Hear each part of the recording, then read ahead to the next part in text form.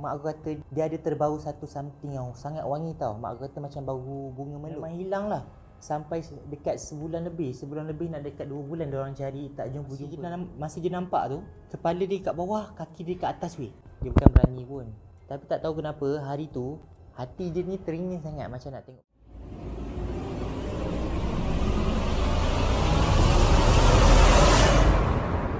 Hai, Assalamualaikum guys, welcome back to my channel. Okay, hari ni aku nak ceritakan kisah pengalaman family aku sendiri kat korang. Tapi sebelum tu aku nak minta tolong korang like, share and subscribe aku punya YouTube video and hit notification bell button supaya korang tak akan terlepas video-video aku yang seterusnya. Okay, cerita yang pertama ni aku nak ceritakan dia tak adalah seram tapi dia lebih kepada mistik. Okay, cerita pertama ni dia berlaku pada mak aku sendiri. Mak aku ceritakan dekat aku masa tu dia kecil lagi, umur dalam 7 tahun, sekolah rendah. Okey, waktu tu malam dekat kampung lah. Sepatutnya mak aku kata dia akan tidur dalam pukul 9-10 macam tu. Tapi hari tu disebabkan dia nak tengok movie dekat TV, dia tidur lewat sampai pukul 11 lebih. And then bila dia habis tengok movie, mak aku pun standby lah nak tidur. And mak aku pun kemas lah kata dia, and mak aku pasang macam kelambu tau dekat sekeliling kata tu. Biasalah kampung kan banyak nyamuk kan. So mak aku pasang kelambu. Dan bila dia dah habis pasang kelambu, dia pun standby lah nak tidur. Bila dia nak tidur je, tiba-tiba dia dengar macam ada ramai orang tengah bersilat dekat luar tau guys. Masa tu mak aku tak fikir apa, sebab apa, atuk aku dia memang selalu ajar orang bersilat tengah-tengah malam. Lepas tu mak aku pun dia ni suka tengok orang tengah berlatih bersilat tau. So pun dia buat lah tabiat dia macam biasa kan, buka tingkap and then tengok apa yang atuk aku ajar. Masa dia buka tingkap tu, yang memanjatkan dia hanya nampak atuk aku seorang sahaja tengah mengajar. Tapi murid-murid kat depan semua tak ada. Yang paling peliknya, dia dengar suara ramai babe. Masa tu mak aku dah seram dah, memang dah meremang dah. Tapi tak tahu kenapa, mak aku ni dia nak tengok sangat atuk aku ni sampai habis atuk aku mengajar. And then mak aku kata bila part-part last atuk aku tu nak habiskan dia punya latihan, mak aku kata atuk aku ni dia bersyair tau. Tapi sebelum ni sebelum malam-malam sebelum ni tak ada pula dia bersyair. Tapi hari tu tiba-tiba dia bersyair. Memang merdulah bersyair dia, tapi ayat yang dia bersyair tu dia tak tahu. Dia tak tahu ayat apa. Tapi mak aku kata dia macam ayat memanggil tau, memanggil. And then bila atuk aku dah habis dia bersyair, mak aku kata dia ada terbau satu something yang sangat wangi tau. Mak aku kata macam bau bunga meluk. Memang wangi. Memang tajam dekat hidung. Memang bau wangi gila. Sampai mak aku tak tahu nak cakap apa.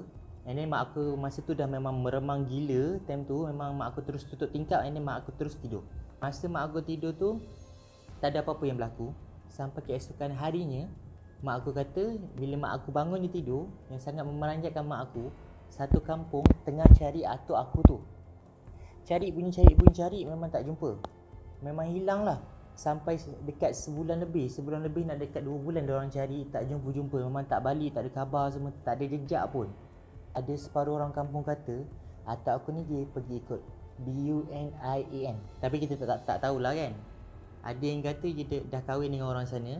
Aku nak cakap pun aku macam takut, sebab kita tak tahu kan apa yang berlaku dekat dia. Cerita je habis kat situ je lah. Okay, cerita yang kedua ni aku nak ceritakan kisah pengalaman saudara aku. Mak aku cerita dia seorang pelajar masa tu. Masa tu masih sekolah menengah lagi. Masa dekat sekolah tu sekolah tu ada buat satu rombongan tau. Rombongan macam mandi-mandi dekat air terjun, sungai air terjun. And masa tu dia memang happy gila lah. Dia pun minta kebenaran mak dia semua. Memang mak dia setujulah nak bagi dia pergi sana kan. Okay, masa hari yang dia pergi sana tu, dia pun naik van ramai-ramai dengan kawan-kawan dia, dengan cikgu dia. Ini bila sampai je dekat sana, kawan dia kata, aku panggil saudara aku ni Nabila tau. Sampai dekat sana dia kata Nabila ni orang yang pertama turun daripada van and then terus pergi dekat sana. Diorang pun teruslah letak-letak barang dekat sana and then terus tukar baju mandi. Okay, tapi cikgu aku ni dah pesan ada 2 tempat berbeza. Satu tempat larangan, satu tempat boleh mandi. Cikgu aku pula.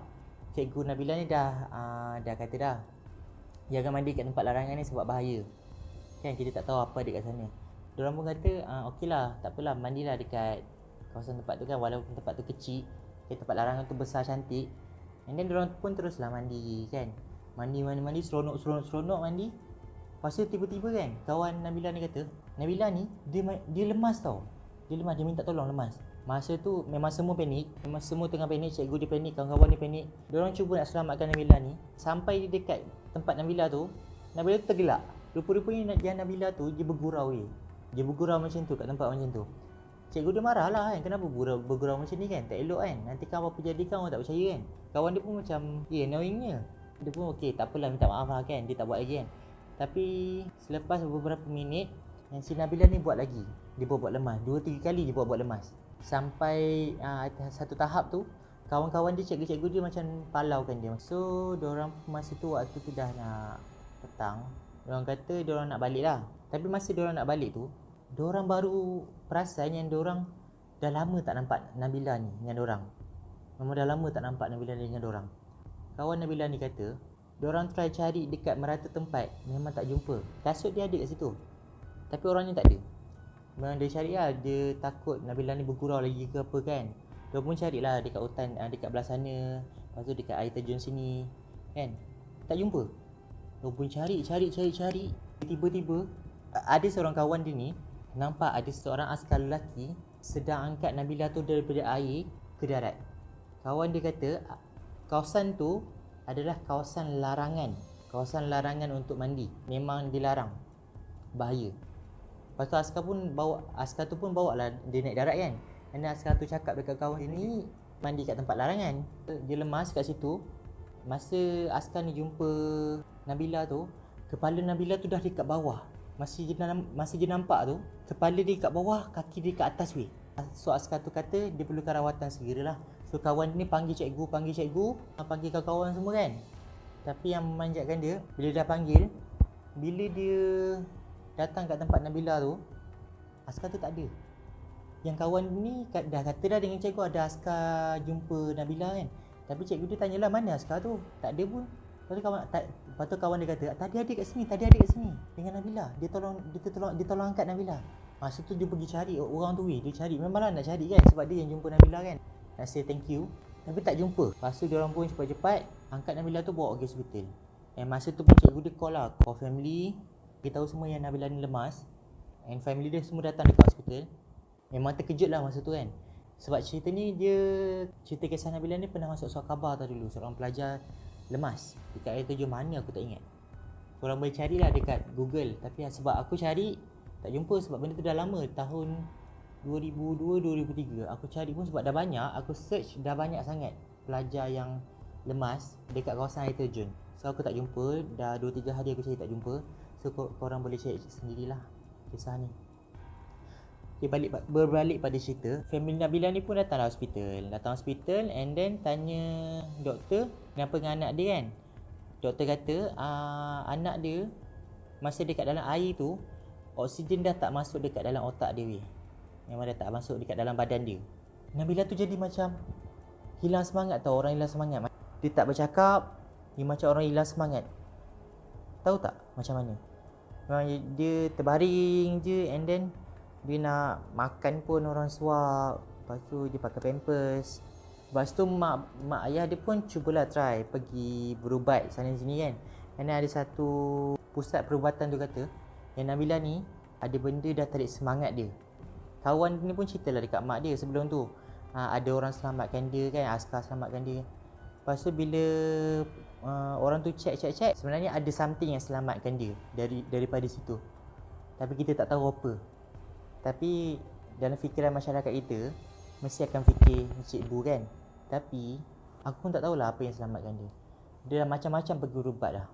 Memang macam-macam tempat pergi berubat. Lepas tu tahun demi tahun, and then dia pun disahkan meninggal 2 tahun lepas. Sebab dah tak ada harapan dah nak teruskan hidup. Sebab dia bergantung kepada oksigen semua. So sama-samalah kita sedekahkan Al-Fatihah dekat dia. Okay, cerita yang seterusnya aku nak ceritakan kisah pengalaman atuk aku juga. Tapi bukan atuk aku yang mengajar bersilat tadi. Ni atuk aku lain. Belah mak aku juga. Mak aku cerita atuk aku ni dia bukan seorang yang pemberani tau. Dia bukan berani pun. Tapi tak tahu kenapa hari tu hati dia ni teringin sangat macam nak tengok benda tu. Tapi bukan je nak tengok apa tau, dia teringin nak tengok hantu air.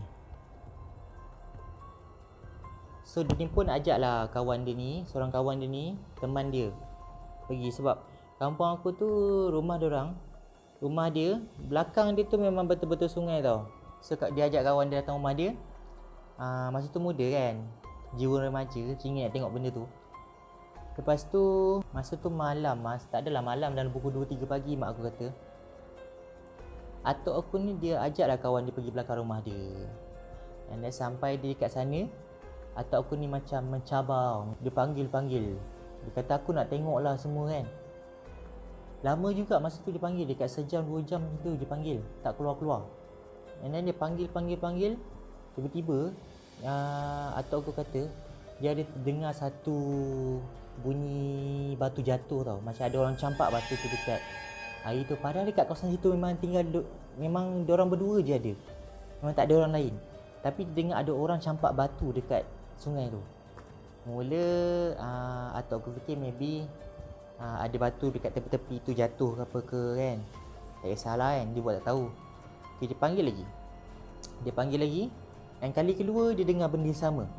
Time tu pun dia dah 50-50 tau, antara benda tu ataupun benda biasa, batu jatuh. Dia pun hiraukan benda tu. Dia pun start panggil lagi. Panggil. Dia mencabar benda tu, memang mencabar habis. Lepas tu tiba-tiba dia dengar ada satu bunyi. Korang tahu tak macam bunyi air menggelegak? Macam korang melerakkan dekat kuali, kat periuk, air yang mendidih. Blub. Tahu tak bunyi macam tu? Dia dengar macam tu. Tapi sekejap je. And masa tu dia still fikir positif, maybe ada ikan ke apa ke kan kat situ kan. Dia tak tahu. Dia pun panggil lagi benda tu. Memang panggil habis, memang mencabar habis lah dia panggil. And then satu tahap tu dia rasa dah lama sangat dekat situ. So dia pun dah mengantuk, nak balik dengan kawan dia. Aku lupa, time dia dengar bunyi air blub tu, dia dengan kawan dia berpandangan each other tau.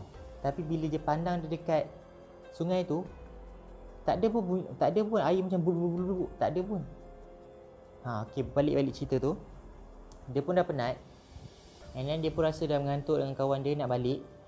Masa dia angkat barang dia, lampu suluh semua nak balik, tiba-tiba dia dengar lagi sekali bunyi air macam blub. Tapi kali ni dia dengar macam ada orang. Korang tahu tak kalau macam orang naik daripada air, bunyi air jatuh.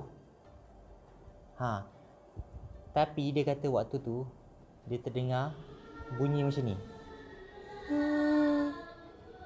Macam tu. Dia dengan kawan dia pandang each other and then toleh ke belakang. Nak tahu apa diorang nampak? Diorang nampak benda tu hantu air tu.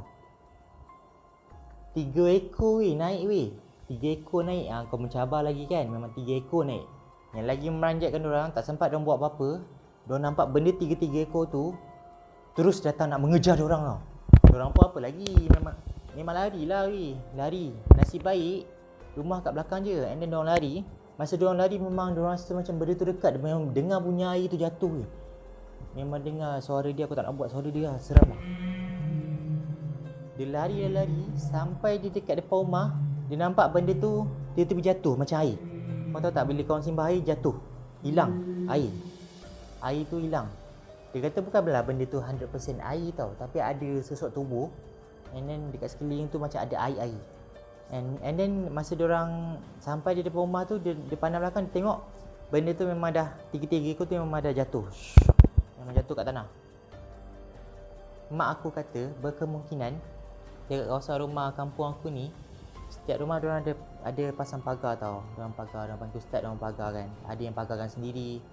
So maybe benda tu tak dapat nak masuk. Tapi sumpah geng, atuk kata jangan main-main dengan benda tu.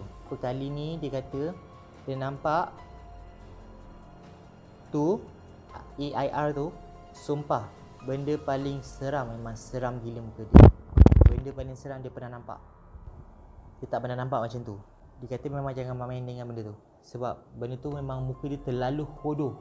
Tak dapat nak tunjukkan dalam gambar macam mana.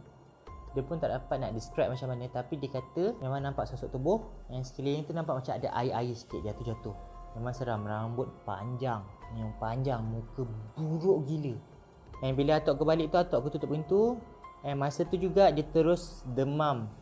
Kawan dia tak demam tapi dia demam sebab dia yang mencabar benda tu kan. Dia demam memang dekat 2 minggu jugalah dia demam. So dia kata jangan main-main dengan benda tu. Benda tu tak kacau kita, kita jangan kacau dia. Diorang pun ada kehidupan diorang sendiri, tapi bila kita kacau, diorang marah lah macam kita lah. Dengan duduk rumah, tiba-tiba ada orang datang cari masalah. Ni jerit sana sini, panggil-panggil, mencabar semua. Mana korang tak bengang? Buat masa ni, itu saja cerita untuk hari ni. Kalau korang suka video ni, korang boleh like, share and subscribe aku punya video, channel. Yang penting kita boleh dapat kat sini kan. Korang janganlah nak mencabar, nak mencari benda tu, tolonglah. Janganlah nak cari. Jangan cari masalah. Diorang tak kacau kita pun.